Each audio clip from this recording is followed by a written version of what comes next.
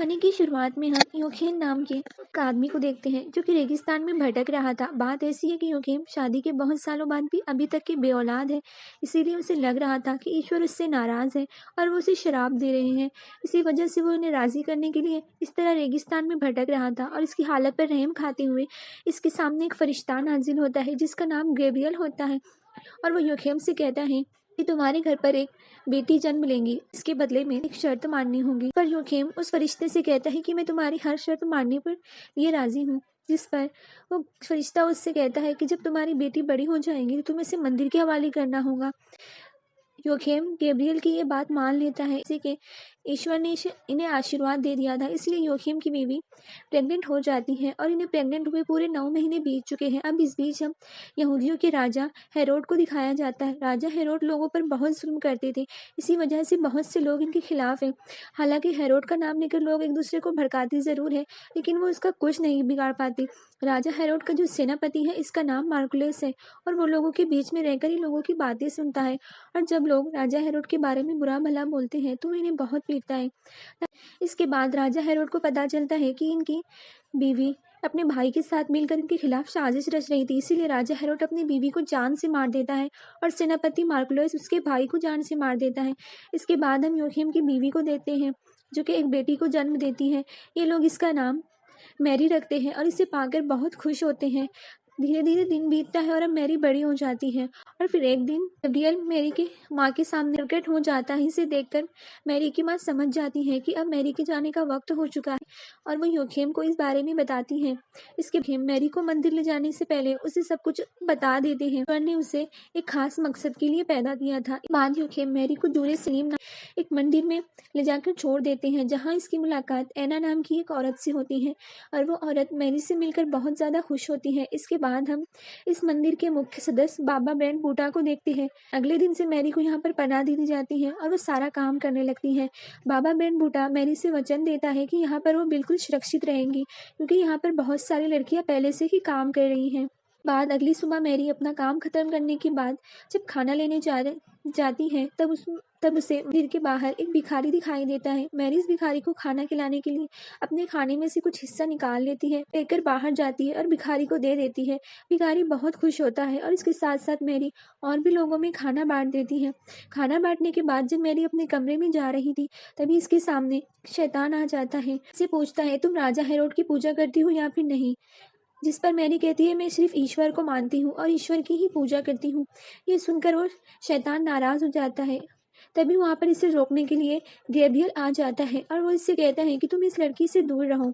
इसके बाद जैसे कि अब मैरी ने शैतान को कह दिया था कि वो सिर्फ और सिर्फ ईश्वर की पूजा करती है, और ये बात वो शैतान राजा हेरोड के कानों तक पहुंचा देता है, जिसकी वजह से राजा हेरोड को बहुत ज़्यादा गुस्सा आता है और वो फौरन मंदिर के पास आ जाता है। वो सभी लोगों से कहता है कि तुम्हारा सिर्फ एक ही राजा है और वो मैं हूँ, तुम्हें सिर्फ मेरी पूजा करनी चाहिए। ये सब कुछ देखकर बाबा बैन बूटा भी बाहर आ जाते हैं। राजा हेरोड कहता है कि तुम बच्चों को गलत सिखा रहे हो, तुम्हें बच्चों को मेरे बारे में बताना चाहिए। राजा हेरोड बाबा बैन बूटा को सजा देने के लिए इनके ताज को सर से निकाल देता है। फिर राजा हेरोड इन्हें अपने कंधों में झुकाता है और एक नुकीले कांटों से बने हुए ताज को इन्हें पहनाने लगता है, जिसकी वजह से बाबा बैन बूटा को बहुत दर्द हो रहा था। ताज पर लगे जो कांटे थे वो इनकी आंखों में धस जाते हैं, जिसकी वजह से वो अंधे हो जाते हैं। तभी हेरोड मैरी को देखता है जो इसे घूर रही थी। जब वो मैरी की आंखों में देखता है तब इसे अपना भविष्य दिखाई देता है। वो देखता है कि जल्द ही यहाँ पर कोई और संसान करने के लिए आने वाला है। अब इसके बाद हमें दिखाया जाता है कि मैरी बाबा बैन बूटा की आंखों पर मरहम पट्टी कर रही है। इस समय वहाँ पर मार्कुलस आ जाता है, मैरी को पकड़ लेता है और उसे कहता है कि तुमने हमारे राजा को क्या धमकी दी। इतना कहने के बाद वो उसे चोट पहुंचाने वाला था, लेकिन तभी वहां पर एना आ जाती है। पति से कहती है कि ये एक आम सी लड़की है, ये किसी को नुकसान नहीं पहुंचा सकती। के बाद हम इस गांव की काम करने वाली जगह को दिखाया जाता है, जहाँ पर हम एक जोसेफ नाम के लड़के को देखते हैं जो कि अपने दोस्तों के साथ बैठा हुआ था और वो उनसे कह रहा था कि हमारा राजा हम पर बहुत जुल्म कर रहा है, हमें सभी लोगों से बात करके एकजुट हो जाना चाहिए और राजा का मुकाबला करना चाहिए। अब इतना कहने के बाद वो सिर्फ नदी के तरफ शिकार करने के लिए चला जाता है, लेकिन वो शिकार करते इससे पहले ही गैब्रियल इसके सामने भी आ जाता है, जो इससे कहता है कि तुम इस दिशा में जाओ, तुम्हें वहां पर अच्छा शिकार मिलेगा। इतना कहकर वो गायब हो जाता है। अब जोसेफ इस दिशा में चला जाता है और वो यहाँ पर पहली बार मैरी को देखता है जो कि नदी के किनारे बैठकर कपड़ों को धो रही थी। यहाँ पर क्योंकि गैब्रियल ने जानबूझकर जोसेफ को मैरी के पास भेजा था, शायद इसमें भी ईश्वर की ही कोई मर्जी हो। और एक बार देखने में ही जोसेफ मैरी का दीवाना हो जाता है। वो मैरी से इसका नाम पूछता है, लेकिन मैरी एक प्यारी सी स्माइल देकर यहाँ से चली जाती है। ये गांव बहुत छोटा सा होता है, इसीलिए जोसेफ मैरी के बारे में पता लगा लेता है और वो इसका हाथ मांगने के लिए इसके माता पिता के पास पहुँचता है। वो इनसे कहता है कि मैं आपकी बेटी मुझे पसंद आ गई है, मैं इससे शादी करना चाहता हूँ। इस पर मैरी के माता पिता कहते हैं कि वो अपने आप को ईश्वर को सौंप चुकी है। इतना कहने के बाद वो अंदर चले जाते हैं और मैरी की माँ से बात करने लगते हैं। यहाँ पर जोसेफ इन लोगों को बताता है कि मैं आपकी बेटी को नहीं देख पाता, वो तो एक नीले कपड़े वाले आदमी था जो मुझे आपकी बेटी की तरफ भेजा। ये सुनकर मैरी के माता पिता समझ जाते हैं कि इसमें भी ईश्वर का कोई मकसद होगा। अगले दिन मैरी की माँ मैरी से बात करने के लिए मंदिर जाती है और वो मैरी को बताती है कि मैंने तुम्हारे लिए शादी के लिए एक लड़का देखा है, वो तुमसे शादी करना चाहता है। मैरी अपनी माँ की बात मान लेती है और इस तरीके से मैरी और जोसेफ की सगाई हो जाती है। सगाई हो जाने के बाद मैरी अपने माता पिता को अलविदा कहती है और दोबारा मंदिर के अंदर रहने चली जाती है। लेकिन मैरी के मन में अभी भी ढेर सारे सवाल होते हैं और से पूछना चाहती थी कि आखिर वो ऐसा क्यों कर रहे हैं, आखिर ईश्वर एक अनजान आदमी के साथ इसका विवाह कैसे कराना चाहते हैं।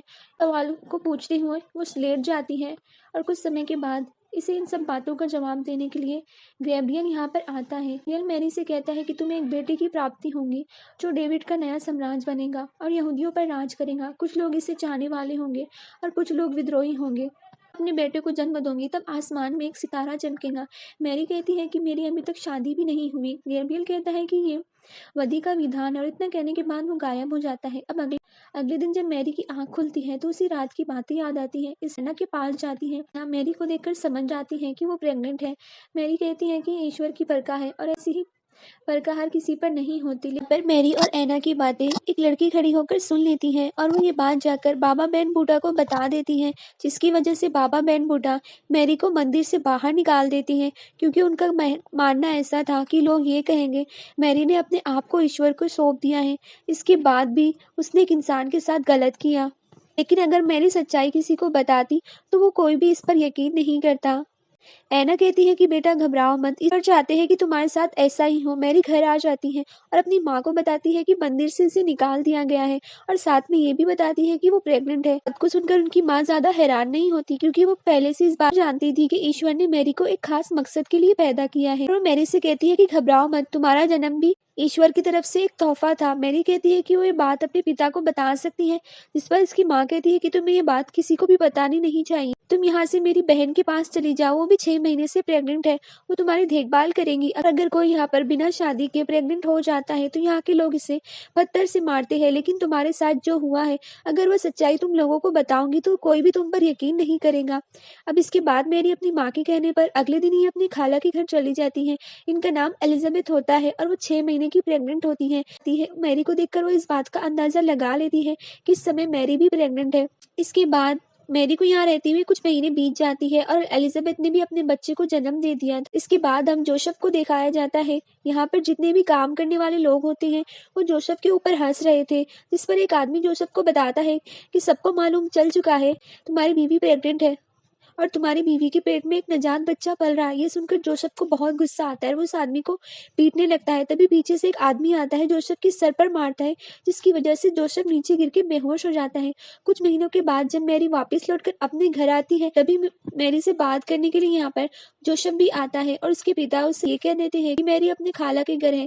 लेकिन जब मैरी जोसेफ के बारे में मालूम होता है तो वो इससे बात करने के लिए बाहर चली जाती है और फिर जैसे ही वो बाहर जाती है तो कुछ भड़के हुए लोग थे जो मैरी को देख लेते हैं और इसके पीछे पड़ जाते हैं। मैरी को पत्थर से मारने के लिए ये लोग इसे घसीटते हुए लेकर आते हैं। हालांकि यहाँ पर जोसेफ भी आ गया था और वे लोग इसके हाथ में भी पत्थर दे देते हैं और इसे भड़काते हैं कि वो भी अपनी होने वाली बीवी को पत्थर से मारे। लेकिन जोसेफ इनकी फालतू की बातों पर ध्यान नहीं देता और उन सभी को डराते हुए मैरी को अपने साथ लेकर यहाँ से भाग जाता है। वो मैरी को लेकर एक जगह पर छुप जाता है। यहाँ पर वो मैरी से कहता है कि मुझे इससे कोई लेना देना नहीं, अगर तुम मेरे साथ रहना चाहती हो तो मैं अभी भी तुम्हारे साथ हूँ। मिलकर इस बच्चे को जन्म देंगे और इसे बड़ा भी करेंगे। यहाँ पर मैरी जोसेफ को सारी बात बताती है कि इसने किसी के साथ कुछ गलत नहीं किया, बल्कि ये ईश्वर की तरफ से हुआ है। अगले दिन हम देखते हैं कि मैरी और जोसेफ की शादी हो जाती है। शादी करने के बाद ये लोग घर पर जब आती है तो इन्हें पता चलता है कि घर का पूरा माहौल तबाह होता है और किसी ने इनके जानवरों को मारकर पूरा घर में खून फैला दिया था। तभी वहां पर एक औरत आती है और वो जोसेफ को बताती है कि राजा सेनापति मार्कलोस यहाँ पर आया था और वो मैरी के बारे में पूछ रहा था। ये भी पूछ रहा था कि मैरी किस बच्चे को जन्म देने वाली है। और डर के मारे वो औरत मार्कलोस को बता देती है कि वो एक मसीहा है जो जन्म लेने वाला है और इसके जन्म के बाद ही आसमान में एक तारा चमकेगा और यहूदी पर इसका राज होगा।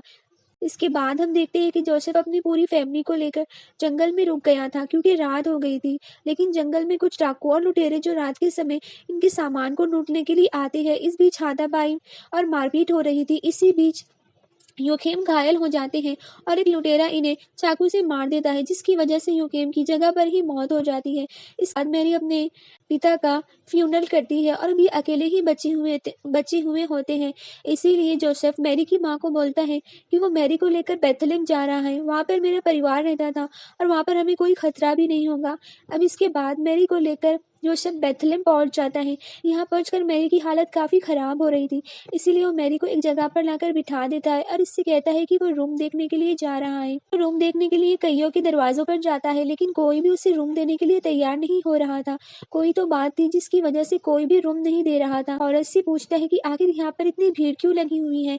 तो वो औरत उसे बताती है कि आज यहाँ पर एक बच्चा जन्म लेने वाला है जो कि एक मसीहा है और इसी को तकलीफ में देखकर एक औरत इसकी हेल्प करने के लिए इसे पानी पिलाती है। लेकिन थोड़ी देर बाद हम देखते हैं कि वो औरत नहीं बल्कि वही शैतान होता है के पास आकर उसे भड़काते हुए कहता है, ईश्वर तुम्हें कितना दुख देंगे, तुम इस बच्चे को जन्म मत दो बल्कि तुम मेरे साथ चलो। इसके बाद मैरी बेहोश हो जाती है और वो इसे उठाकर अपने साथ ले जाने लगता है। लेकिन थोड़ी समय के बाद यहाँ पर जोसेफ आ जाता है और उसे देख लेता है। फिर जैसे ही तलवार निकालकर उसके ऊपर हमला करने वाला था तभी उस समय मैरी की आंख खुल जाती है और हम देखते हैं कि मैरी सिर्फ और सिर्फ ये एक सपना देख रही थी और उसके सामने उसकी माँ मौजूद थी और वो मैरी से कहती है कि जोसेफ ने हमारे लिए आज रात के लिए ये जगह ढूंढी है। रात हम देखते हैं कि मैरी को काफी दर्द होने शुरू हो जाता है क्योंकि उसके बच्चे के बाहर आने का वक्त हो चुका था और यहाँ पर मैरी एक बच्चे को जन्म देती है जो कि एक लड़का था और इसके जन्म के बाद आसमान में तारा चमकता है जिसे हर कोई देख रहा था। अब इस चमकते हुए तारे को देखकर सभी लोगों को मालूम हो जाता है कि अब उनका मसीहा आ चुका है और उनका नया सम्राट आ चुका है। बच्चे को देखने के लिए दूर दूर से लोग आते हैं और इसे आशीर्वाद देते हैं। इधर राजा हेरोड के पास भी ये खबर आ जाती है कि इस मसीहा ने जन्म ले लिया है, मतलब कि अब राजा का संसान खतरे में है। खतरे को खत्म करने के लिए राजा अपने सेनापति मार्कलोस से कहता है कि बेथलेहम में जितने भी बच्चे जन्म लिए हैं इन्हें खत्म कर दो। राजा के इस आदेश का पालन करते हुए अपने ढेर सारे सैनिकों को लेकर बेथलेहम पहुंच जाता है। यहाँ जब वो सभी बच्चों को मार रहा था तो इस बात की खबर जोसेफ के पास आ जाती है और वो अपने बच्चे और मैरी को लेकर यहाँ से निकल जाता है। हालांकि इसे चले जाने के बाद मार्कलोस यहाँ पर आता है जहाँ होते होते जोसेफ अपनी बीवी और बच्चे को लेकर काफी दूर आ गया था, जहां उन्हें एक घर दिखाई देता है और तभी हम देखते हैं कि मार्कलेस भी अपने सैनिकों के साथ इनका पीछा करते हुए इस घर के पास आकर पहुंच चुका है। अब मार्कलेस जैसे ही घर के अंदर आता है तब अपनी तलवार निकालता है, औरत को मार देता है। डर की वजह से वो आदमी बता देता है कि इस समय मैरी कहाँ पर है। मार्कलेस इसके पर हमला करता है लेकिन मैरी वहां से बाहर निकल आती है। बाहर निकल कर देखती है तो चारों तरफ आग फैली हुई थी। इसी समय मैरी ऊपर खड़े होकर अपने बच्चे को एक टोकरी में डालकर जोसेफ को देती है और उसके बाद वो खुद नीचे आ जाती है। घर के अंदर जो आदमी था वो मार्कलेस को रोकने की कोशिश कर रहा था, इसलिए मार्कलेस इसे जान से मार देता है और बाहर आ जाता है। वो बाहर आकर मैरी के ऊपर हमला करने के लिए जा रहा था लेकिन तभी जोसेफ बीच में आ जाता है और मार्कलेस को रोक लेता है। इसको जाल में फंसाने के बाद वो घोड़े पर बैठता है और मैरी और उसके बच्चे को लेकर यहाँ से निकल जाता है। और इसके बाद देखते हैं कि मैरी जोसेफ के साथ में अपने बच्चे को लेकर इस मंदिर में आ जाती है जहाँ पर वो रहा करती थी और यहाँ पर एना उसका पहले से ही वेट कर रही थी क्योंकि उसे मालूम था मैरी अपने बच्चे को लेकर यहाँ पर जरूर आएंगी। वो अपने बच्चे को लेकर अंदर जाती है और इसे ईश्वर के हवाले सौंप देती है। तो दोस्तों ये थी मैरी मूवी की पूरी कहानी। अगर आप मुस्लिम हैं तो आप जानते हैं कि ये पूरी की पूरी कहानी अलैहिस्सलाम ईसा अलैहिस्सलाम की कहानी से इंस्पायर्ड होकर बनाई गई है। उम्मीद करती हूँ आपको इस मूवी की एक्सप्लेनेशन पसंद आई हो। अगर आपको इस मूवी की एक्सप्लेनेशन पसंद आई हो तो वीडियो को लाइक और चैनल को सब्सक्राइब ज़रूर कर